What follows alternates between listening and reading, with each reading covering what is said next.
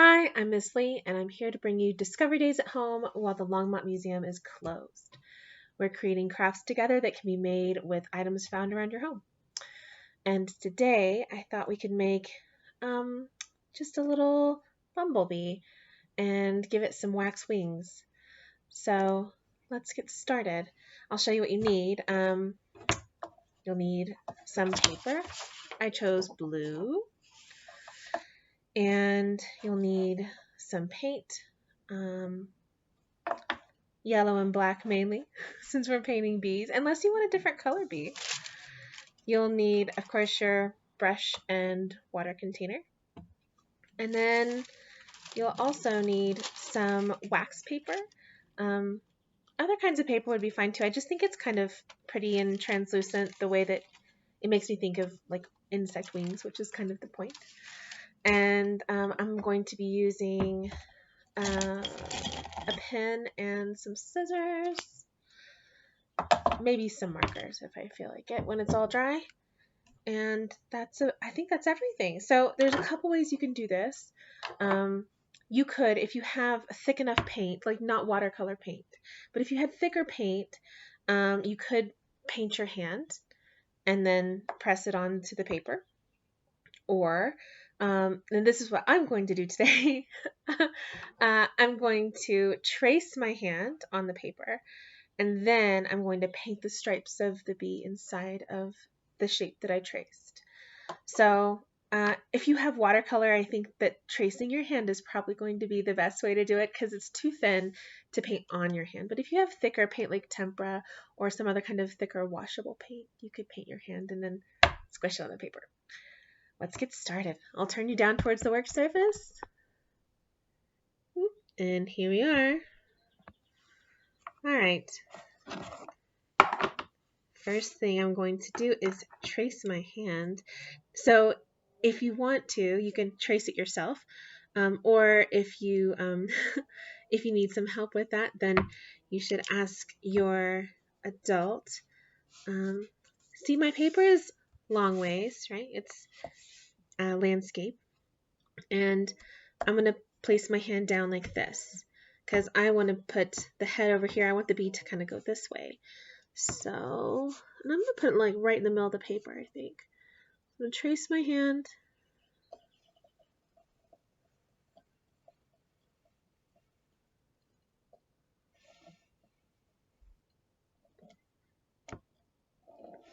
And it doesn't have to be perfect, of course.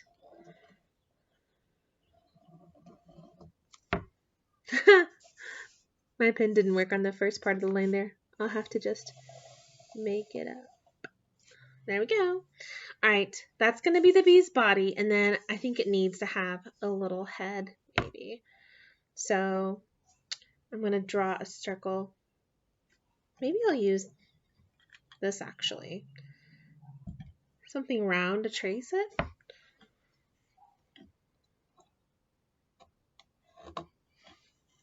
He's going to have a big bumblebee head. Oh, yeah. It's going to be a big one. It'll be cute, though, when we paint him. All right. Actually, you know what? I think I'm going to continue the circle. This one's very much up to your interpretation. All right. Now, if you want to, you can just paint your lines on the body of the bee, and then we'll add the wings up here. We're not going to draw the wings. We're just going to cut them out of our wax paper. But up to you on whether you draw these or not. I'm going to draw mine, I think. Just give myself a little help on where everything's going to go.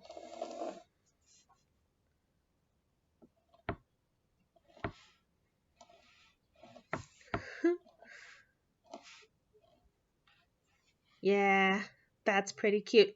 You know, while I'm drawing stuff, maybe I should draw some legs and antenna too. What do you think?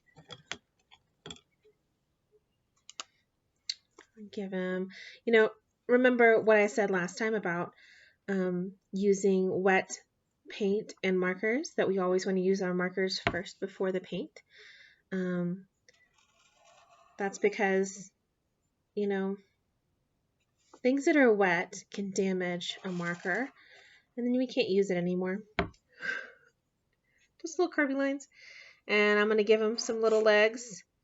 And do you know how many legs insects have, like bees? They have more than 2. We have 2 legs. They have more than 4. They've got 6 legs. Does he need little feet? I think he needs cute little feet. They kind of look like musical notes, don't they? Have you seen musical notes before? If you haven't, you should probably look them up after you watch the video. All right, let's paint.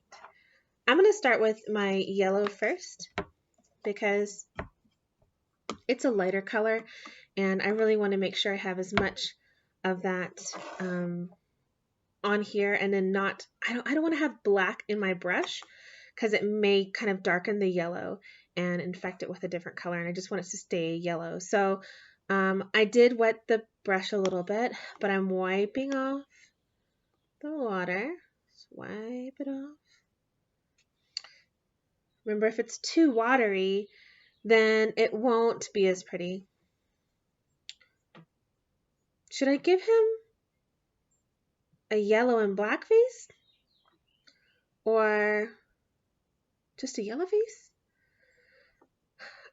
I think I'll decide later. I'm going to start with yellow here. See, if I had painted my hand, I could have just right on there. And this project would take a lot less time, I guess. But I think it's fun either way.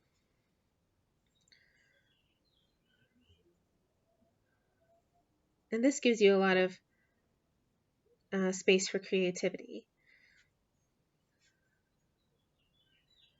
Yeah, because I chose the blue, you can see how some of it is showing through my paint. That's okay.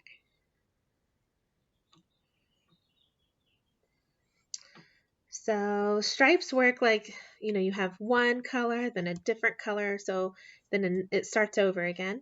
So yellow, black, yellow,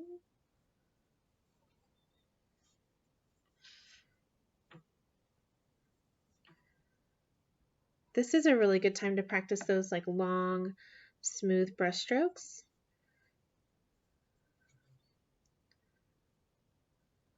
Of course, if you're one of our younger crafters, then this might be a little challenging, I think, for your hand skills, but that's why you have the option of painting your hand if you want to. And I went outside the lines. Oh well.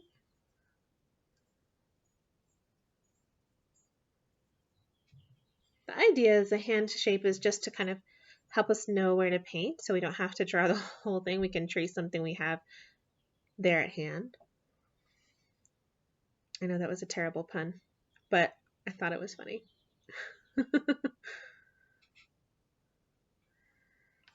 Little bee.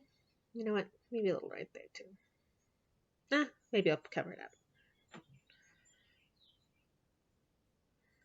The thing about paint is, if you don't like it, you can paint over it most of the time. Harder to do with things like if you don't like whatever you painted and it was a dark color, it may be harder to cover that up unless you use another dark color, but it can't work. You see how I painted them on, then I was like, you know what? It's not yellow enough. The paper absorbed some of my paint, and it's that dark blue paper. If I had a choice, I would have probably chosen like a light blue. I mean, white paper's fine too. I was just thinking about how, like bees fly in the sky, and the sky is blue. So in my mind, I was thinking I wanted a blue sky. Ooh, that was a lot of paint. That's okay.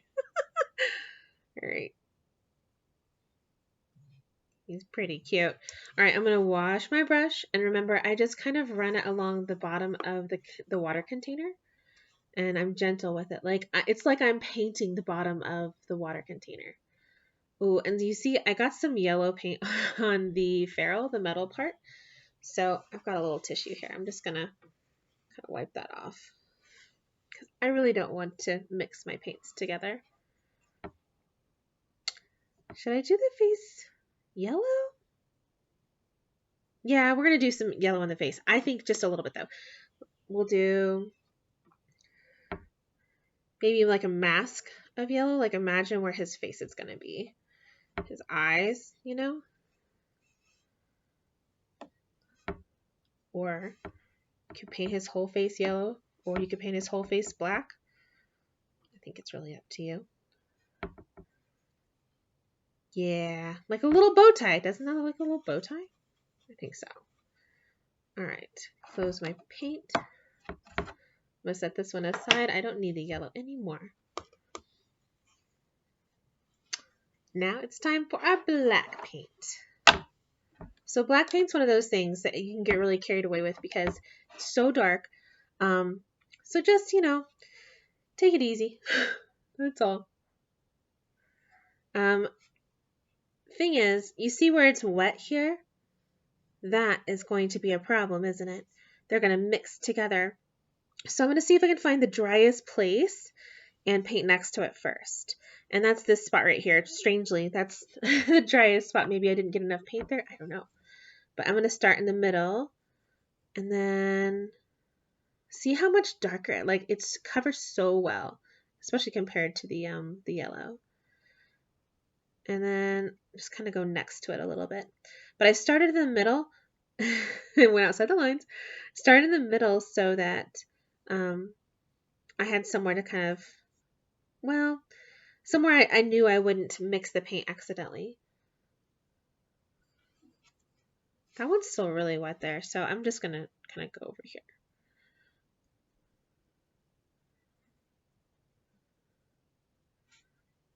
I did get a little on there, but I think it's okay.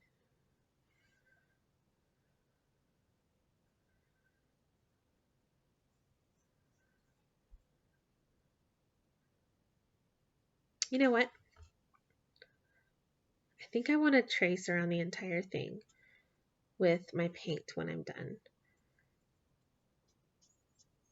That's kind of how art goes, though. It's like you'll be painting all along, and then you think you have it all figured out, and then you're like, oh, I have an idea, which is the fun part. That creative thought process just like happening. And yeah, I didn't like that yellow spot as much as I thought, so I have painted over it. There we go. We'll paint his cute little bee face. See, I'm not painting really close to the yellow paint because it's still pretty wet. So I'm painting nearby it.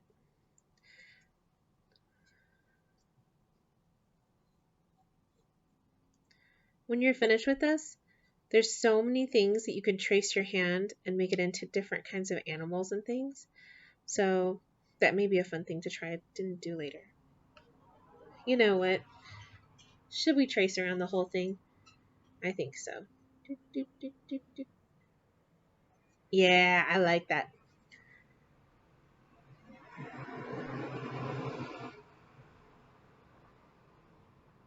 Oh, I picked up some yellow. That's okay. I'm not going to wash it though because, like, really, there's a whole bunch of paint still on my brush and I didn't really want to waste it. So I just wiped it off on my little extra. I have a tissue over here and it's like my paper towel. I don't have any paper towels at my house. I don't really use paper towels. It's kind of a funny thing, but yeah. But I do have tissues. We all sneeze.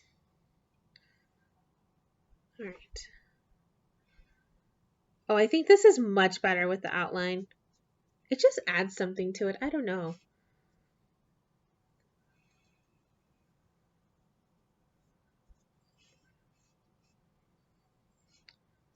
I guess I don't have to outline his face because it's all black already anyway.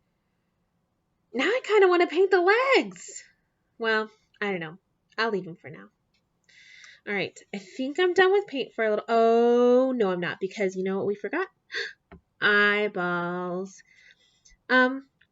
If you have googly eyes at your house, like this is the perfect spot for them right there. But I don't have any googly eyes at my house, so I'm just gonna paint mine. I guess I'll use the black, but you know what? I think I want, this is gonna sound really silly, but I think I want my bumblebee to have blue eyes. So I've washed my brush out, and I'm just gonna put a little bit of this white here. He's gonna have some big, adorable eyes. You know, bumblebees don't really have like whites of the eyes like we do, but for our purposes today, it does.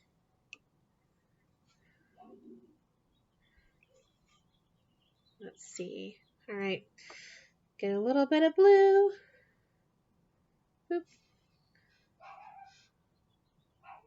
Boop. Oh, nope. See, that eyeball's not quite right. I better try again. Okay, so my bee has some really silly eyes, but he's still pretty cute. You know what else he needs? I think he needs a smile. I'm gonna close my paint here, and let's give him a smile, but like what color? White? Pink? Maybe pink. Very colorful bee. I mean, if I had painted his whole face yellow, I could have just used black, I guess, but he's got a big smile. But it's just a little, like a light bit of color there. All right, so while this is drying, we're going to cut the wings to glue on here. So I've got this wax paper, and I'm going to just set my little bee friend to the side so he can dry a little bit. Buzz on away. Here, you want to see it before it goes anywhere? He looks pretty silly. His eyeballs are so ridiculous. I think he's cute though. You know what? I really enjoyed painting this more than I think I would have enjoyed painting my hand, but everyone's a little different that way. You know, some people, they like the feel of the paint on their hand, and then other people, not so much. That's okay. All right, here's my wax paper. So for this, I would do the same thing you did before. I would trace something and then cut it out. So bees have technically 4 wings, and there's 2 on either side. But you could just do 2 if you wanted to. Up to you on that.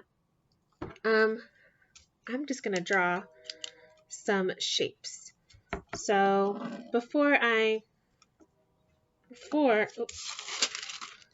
all right, let's look at this. You see how I tried to draw the line on the wax paper? This is the waxiest side, and it was hard to draw on. So flip it over to the least waxy side. Maybe I need a marker. I'm going to use a marker. Black.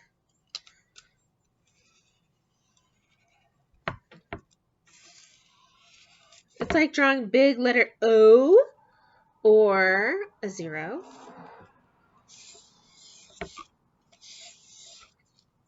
Yes, very good. All right, so I'm going to tell you about some of my cutting tricks. You could just start here and just go and cut that one. But for me, I feel like it's so much easier to cut other things away and then deal with those later. And what I mean by that is to separate this first little piece from the rest. And now I just have this one to deal with. Because otherwise you're trying to like cut this all wiggly waggly. It's like a huge big piece of paper. It just seems frustrating to me. So that's the way I've always done it. When we use our scissors, we're going to try and keep the metal part pointed away from our body. Because I'm back here pointing it that way away from me. And I'm going to keep my thumb on the upper part. Turn it up a little bit so you can see. my thumb on the upper part of the scissors, the eye of the alligator, the small hole, the thumb goes there, and then I'm going to try and fit as many fingers as is comfortable in this larger hole in the bottom. So what it looks like is kind of like I'm giving a handshake, shaking your hand, but I'm holding the scissors the same way. And so every time I cut, what I want to do is I want to keep my scissors kind of the same position. And so I'm really turning the paper with the other hand more. That takes a lot of time to get used to it, I think. And you do turn your scissors a little bit, but you just want to kind of keep them. You don't want to end up trying to cut like funny angles that are uncomfortable. So with that in mind, you kind of have to go slow. Even I struggle sometimes. You know, wax paper is really rolly and thin. So you see how I just make little bitty cuts? Little cut. Little cut, little cut. Whoops. Yep. And then I'm going to do the same thing. I'm going to try and cut this little piece off and come back to the other ones in a minute.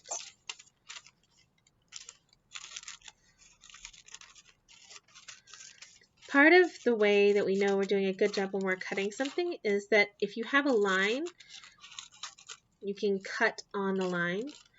And it can be really challenging as you're learning how to do it. But it just takes time. So I line up the metal part with, that's where it's going to cut. I line up the middle part with a little line. And then I cut, squeeze, and I move forward. And I keep doing it until I get somewhere. Now watch your fingers. You see I keep turning the paper. You make little cuts. I know it's really exciting to cut paper, I think, because you're affecting a change on that paper. You're making it do something. You're, you know, like changing its state. But, and so a lot of times I think we really want to like go fast. I think it's human nature though. I think a lot of us just want to go fast. You know, we get in a real rush. But the truth is, if you go a little slower most of the time, then things will usually turn out nicer, whatever you're making. There's always exceptions, of course, you know, but for most of the stuff that we're making, if you go a little slower, it'll be a little better. My mom used to always say, haste makes waste. And yeah, haste meaning to go too fast, and waste meaning that if you go too fast, you might end up having to throw away whatever you started because it got messed up because you were moving too fast. Or like, this happened to me all the time as a kid. You know, you're moving too fast with like a glass of juice or something, and whoosh, it spills. So I was just moving too fast. So now that juice is wasted. See what I mean? Haste makes waste. I've got my little curly wings. They're so cute. All right. I think it's time to glue our wings on. Bring the bee back. Buzzing right back in. Should I turn it so you can see? There we go. Little buzzy bee. All right. I didn't list glue at the beginning, but yeah, you're probably going to need some glue because otherwise, how are these little guys going to stick on here? All right. Do you remember how we used the glue? Yeah. We're not going to squeeze really high up. I mean, there's a place for that. But for this, we want to make sure the glue touches exactly where we want it to go. And so we're going to put the nozzle, the orange part that has the little opening for the glue. We're going to put that near the back of the bee and squeeze a little dot and stop. Maybe a little bit bigger. Squeeze, stop. That's probably good. All right, so now I'm going to put on this wing and squish it with my finger. You can see the glue underneath there. It's kind of neat to watch it spread around. But I do want to hold it there and count to maybe 5 or maybe count to 5 twice or 10. It's the same thing. If you count to 5 twice, it's the same thing as counting to 10 because 2 5s equal 10. All right, one wing. And look how cute and curly it is. I didn't even think that it would do that when I first started this, but I'm loving that. All right, so now you kind of have to decide how many wings you want to do. Like, I feel like it might look a little silly with 4, but I'm going to try it anyway. Because that's how it really works. It's like, you know how butterflies have, they have like 2 wings together on one side and 2 wings together on the other side. It's the same kind of idea. Oh, they're so cute. Now I'm going to put these over here. I'm going to pretend it's on the other side of the little buzzy bee. Oh, I've got a glue escape. It's squishing out. That's okay.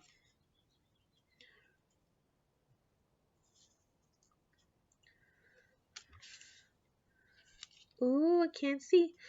All right, we're going to put the nozzle on. Squeeze the dot. Stop. That's how we control where our glue goes. You know, I did all that cutting, but I just ended up cutting off, tearing off this one little part because I want it to look like it's coming from the other side.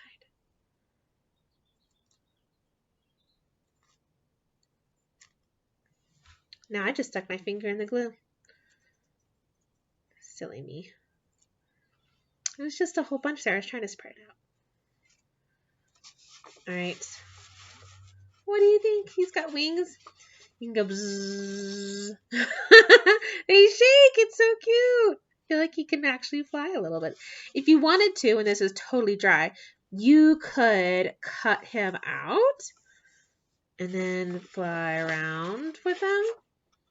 I think he needs a name. What kind of name is a good name for a bee? Should it start with B? How about, I don't know, Billy the Bee? Or it could be like, you know, what's a good name? Let's see. I don't know. I think Billy is the name for my bee. I've been calling it he the whole time, so I guess it's a boy bee. Anyway, you can name yours whatever you want. What did you think? Did you like the bee? All right.